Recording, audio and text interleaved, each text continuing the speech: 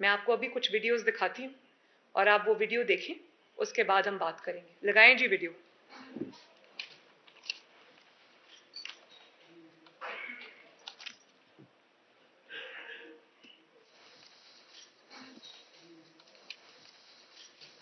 आप आज मेरी बातें एंजॉय करेंगे।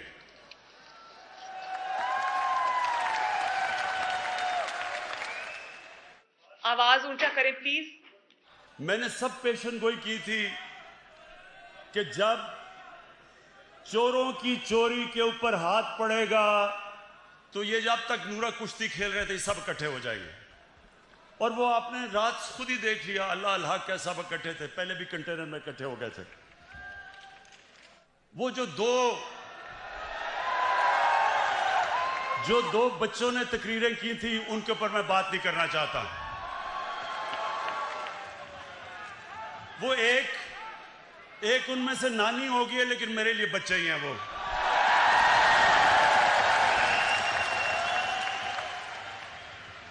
इसको रीप्ले करें, ये गोल्डन अल्फाज है, जरा रीप्ले करें प्लीज।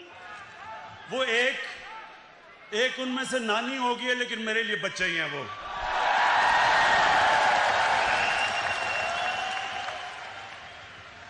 उसकी वजह है, सुने टाइगर, उसकी वजह है। देखे, इंसान जब तक जिंदगी में स्ट्रगल नहीं करता वो लीडर तो बन ही नहीं सकता। उन दो बच्चों ने आज तक जिंदगी में 1 घंटा हलाल का काम नहीं किया।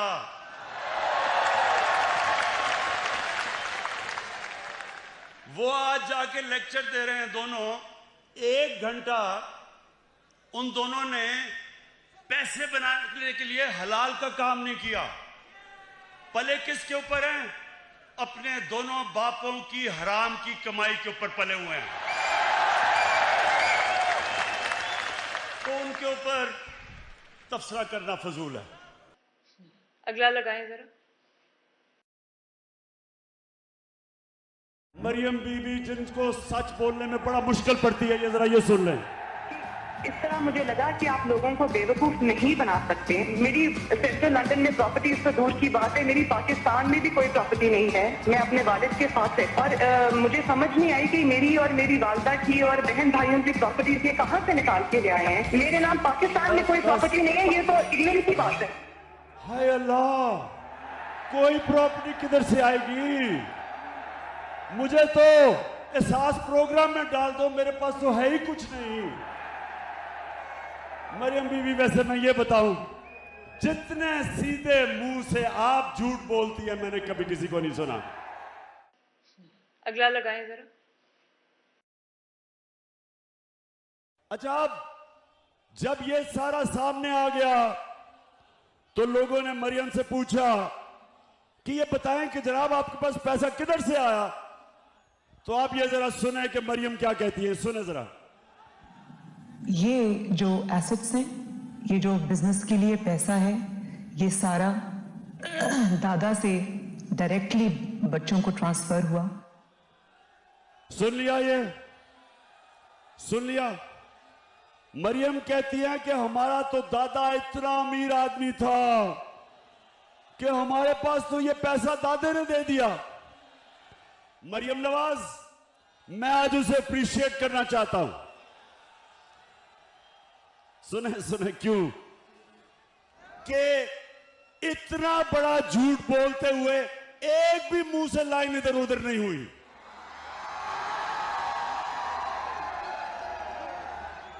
यानी झूठों का बादशाह बना। इतने सीधे मुंह से मेरा तो दादा बड़ा अमीर आदमी था। वो या तो दादा कोई और था या शहबाज शरीफ। वो शहबाज शरीफ कहता है मेरा बाप गरीब आदमी था, वो कहती है मेरा दादा अरबपति था। अगला लगाएं जरा। आदमियों से ज्यादा औरतों में सलाहियत है। वो शक्ल देख के पहचान सकती हैं कि इंसान झूठ बोल रहा है या नहीं। अब ये जो मरियम की शक्ल आपने देखी, क्या इसकी शक्ल के ऊपर आदमी तो समझेंगे कि ओहो ये तो झूठ बोल ही नहीं सकती। इतनी संजीदा शक्ल से उसने कहा कि मेरा दादा तो अरबोपति था। अब कि कह तो सकती नहीं थी कि मेरे बाप ने पैसा दिया है, क्योंकि बाप के पास उसने तो अपने एसेट्स में दिखाया नहीं है कि पैसा, और ये भी नहीं कह सकती थी चोरी का पैसा है। अब दादा साहब दुनिया में नहीं थे तो दादे का तो पूछना किसी ने नहीं था, तो दादे के ऊपर डाल दिया कि दादा बहुत अमीर था। अब मैं ये ठीक नहीं कहता कि मरियम को एक ही क्वालिटी मुझे उसमें नजर आई है अभी तक, इतने सीधे मुंह से झूठ बोलती है मैंने कभी किसी को नहीं देखा। अगला लगाएं जरा। 1965 के अंदर जब जंग हुई थी, 1965 की जंग में, तो हिंदुस्तान से एक रेडियो चलता था, उसको कहते थे रेडियो आकाशवाणी। आप तो पैदा भी नहीं हुए होंगे, लेकिन रेडियो आकाशवाणी का काम होता था कि झूठ पे झूठ बोले जाओ। ये है हमारी रेडियो आकाशवाणी। अगला लगाएं जरा। मुझे किसी सोशल मीडिया पे किसी ने मुझे तकरीर भेजी, वो मरियम कहीं तकरीर कर रही थी कल। अब उस तकरीर जो मुझे भेजी सोशल मीडिया पे, उसमें उसने इतनी दफा और इस जज्बे से और इस जुनून से मेरा नाम लिया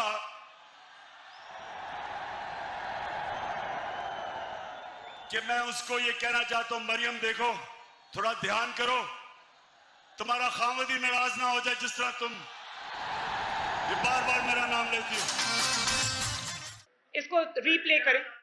मरियम देखो, थोड़ा ध्यान करो, तुम्हारा खामद ही नाराज ना हो जाए जिस तरह तुम ये बार बार मेरा नाम लेती हो। ये एक ही शख्स की गुफ्तगू है, ये दो अशखास की गुफ्तगू नहीं है, ये दो लोगों की गुफ्तगू नहीं है, ये एक ही शख्स की गुफ्तगू है जिसका नाम इमरान खान है। ये है इस शख्स की हकीकत। और आप ये देखें कि तनकीद अगर जायज हो, किसी दायरे में हो, तमीज के दायरे में हो, इशू बेस्ड हो, तो मुझे उस तनकीद से इख्तलाफ नहीं है। लेकिन आप सिर्फ ये देखें कि वो क्या तालीम दे रहे हैं, और जब आपको एनआरओ नहीं मिलता तो आप इस तरह से बदतमीजी शुरू कर देते हैं। और आप तालीम क्या दे रहे हैं? वही जो आपने पीटीआई के लोगों को, अब मरियम औरंगजेब के साथ जो लंदन में हुआ, क्या आप लोगों को तरगीब दे रहे हैं? ये तो कोई मुल्क का बदतरीन दुश्मन नहीं करेगा। हर चीज को आपने अपनी घटिया सियासत की नजर करना है तो आपको शर्म आनी चाहिए।